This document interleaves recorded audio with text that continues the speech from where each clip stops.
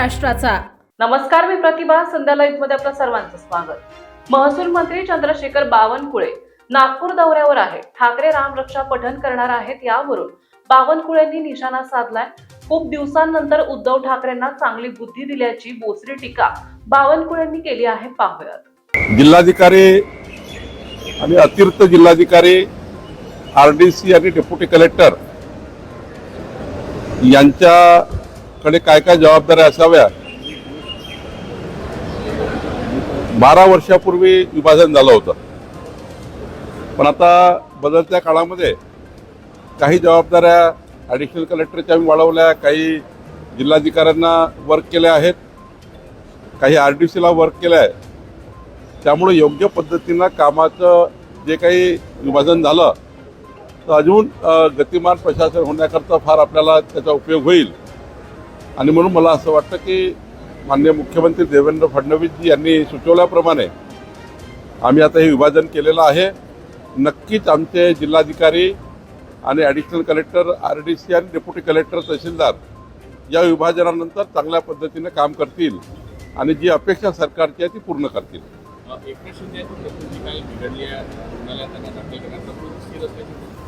नाही, मला वाटतं की थोडा 3-4 दिवसापासून एकनाथजीची तब्येत चांगली नाही आहे, पण आता तब्येत ठीक आहे। निश्चितपणे उद्या, परवा, सोमवार, मंगळवारी एकनाथजी पुन्हा विधिमंडळात येतील।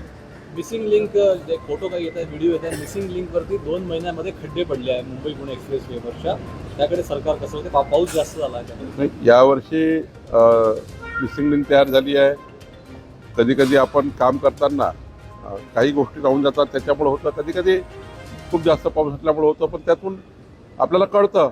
आणि तो हा जो पिरियड असतो वर्षभराचा, तो त्या ठिकाणी कॉन्ट्रॅक्टरकडेच त्याचं मेंटेनन्स असतं। त्या वर्षात त्याला पूर्ण चेक करावं लागतं, कुठे कुठे कामात काही बिघाड झाला त्यांच्याकडनंच ते करून घ्यावं लागतं। त्यामुळे डिफेक्ट लायबिलिटी पिरियड जो असतो याकरता असतो की वर्षभर 6 महिने जे काही आहे त्यात दिलेल्या कॉन्ट्रॅक्टमध्ये त्या काळात त्यांनी पूर्ववत करून द्यायचा असतो, त्याला सरकारचे पैसे लागत नाही। त्यामुळे आता कळलं आपल्याला की कुठं त्या ठिकाणी कामात काही राहून गेलं किंवा पावसामुळे काही होऊ शकतं।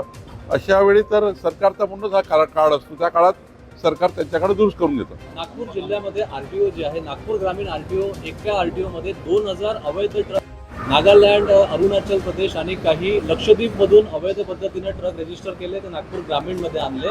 रेती माफिया आणि इतर हे ट्रक वापरतात चोरीचे। महसूल मंत्री म्हणून तुमचं कसं लक्ष? मी आधीच सांगितलं होतं की मी प्रताप सरनाईकजीला हे सांगितलं आहे की या पद्धतीनं काही आरटीओ चुकीचं होत आहे। मागे एकदा बैठक घेतली होती, काहीतरी स्मेल मलाही या गोष्टीचा आला होता आणि त्यामुळं आम्ही याची तक्रार केली होती। त्या तक्रारीवर प्रताप सरनाईकजींनी चांगली कारवाई केली आहे, त्यांनी कडक कारवाई करून याला पकडण्याचा प्रयत्न केला आहे। अमित साटम यांच्या वक्तव्यावरून विरोधकांकडून मोठी टीका होती। मी एक परवाही सांगितलं की अमित साटम हे प्रगल्भ नेते आहेत। बोलण्याचे कधी कधी संदर्भ असतात, टिपलं वेगळं जातं, सांगितलं वेगळं जातं, पण अमित साटम कधी असे त्या ठिकाणी इतक्या मोठ्या घटनेबद्दल असे हावभाव करणार नाही किंवा असं हास्य वगैरे करणार नाही। एका वेळी बोलून 2-3 विषय येत असतात, त्यामुळं एखादी घटना सांगितली पण दुसरी सांगितली, आपल्याला वाटतं पहिल्या घटनेबद्दल त्या ठिकाणी काय होते आहे। त्यामुळे अमित साटम हे सेन्सिटिव्ह नेते आहेत, संवेदनशील आहेत।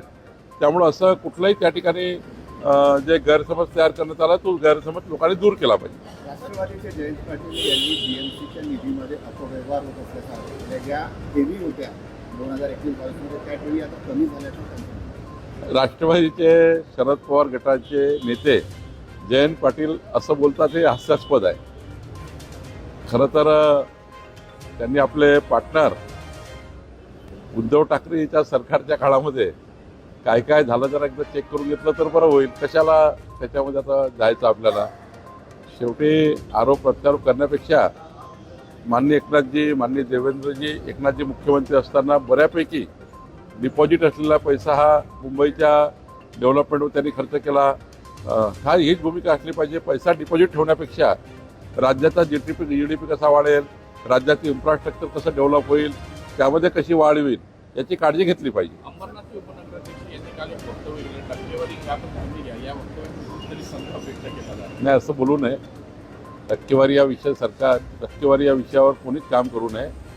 पारदर्शी लोकाभिमुख काम केलं पाहिजे. छत्रपती शिवाजी महाराजांचा महाराष्ट्र आणि आपण छत्रपती शिवाजी महाराजांचं रोज नाव घेतो, तर आपण काही भूमिका शिकल्या पाहिजे. उद्धव ठाकरेजींना खूप दिवसांनी उद्धव ठाकरेजींना चांगली बुद्धी कोणीतरी दिली आहे. आता या दिलेल्या बुद्धीचा चांगल्या पद्धतीने वापर करतील असं मला वाटतं. उद्धव ठाकरेजींनी या विचाराशीच फारकत घेतली होती. अयोध्येला जाण्यासाठी तयार नाही उद्धव ठाकरेजी, कारण काँग्रेसची युती केली आहे. मताचं लांघून चालन करण्याकरता लोकसभा विधानसभेच्या निवडणुकीमध्ये मी कसा दूर आहे अयोध्येपासून, अयोध्येच्या भगवान प्रभू रामचंद्रापासून मी कसा दूर आहे हे दाखवण्याचं काम उद्धव ठाकरेजींनी केलंच आहे. कुठं गेले अयोध्येला या काळात? आणि त्यामुळं किमान आता हे सर्व हिंदुत्ववादी कार्यकर्ते, खासदार आमदार बाहेर चालले आहेत. त्यांना असं वाटतं की भगवान प्रभू रामचंद्राचं नाव घेऊन काहीतरी जमेल. राजकीय फायदा घेण्याकरता आंदोलन आहे, पण आता असा काही फायदा होत नाही राजकीय. नवनीत राणा यांनी त्यांच्या घरासमोर हनुमान चालीसा पठण केलं, तुरुंगात टाकलं. तेच सांगतो की त्यावेळी जेव्हा अयोध्येला जाण्याकरता पूर्ण देशाच्या राज्याचा आग्रह होता, तेव्हा उद्धवजी अयोध्येकडे पाहायचे नाही, बघायचे नाही. मताच्या लांघून चालण्याकरता, काँग्रेसची जुळवून घेण्याकरता, अभद्र युती टिकवण्याकरता, विचाराच्या बाहेरची युती टिकवण्याकरता हिंदू हृदय सम्राट बाळासाहेब ठाकरेंचे विचार सोडून उद्धव ठाकरे यांनी त्या ठिकाणी भगवान प्रभू रामचंद्राची फारकत घेतली. दर्शनी करायला तयार नाही. आता सारं निघून गेलं म्हणून उद्धवजी पुन्हा एक चांगल्या बुद्धीनं एक चांगलं आंदोलन करतायत. त्याबद्दल आमची काही मनाई असू शकत नाही. आंदोलन करायला केलं पाहिजे, पण किमान हा विचार काही काळ टिकून ठेवला पाहिजे. ताज्या आणि महत्त्वपूर्ण बातम्या पाहण्यासाठी आजच आमच्या संध्या लाईव्ह न्यूज चॅनलला यूट्यूबवर सबस्क्राईब करा आणि बेल आयकॉन प्रेस करा.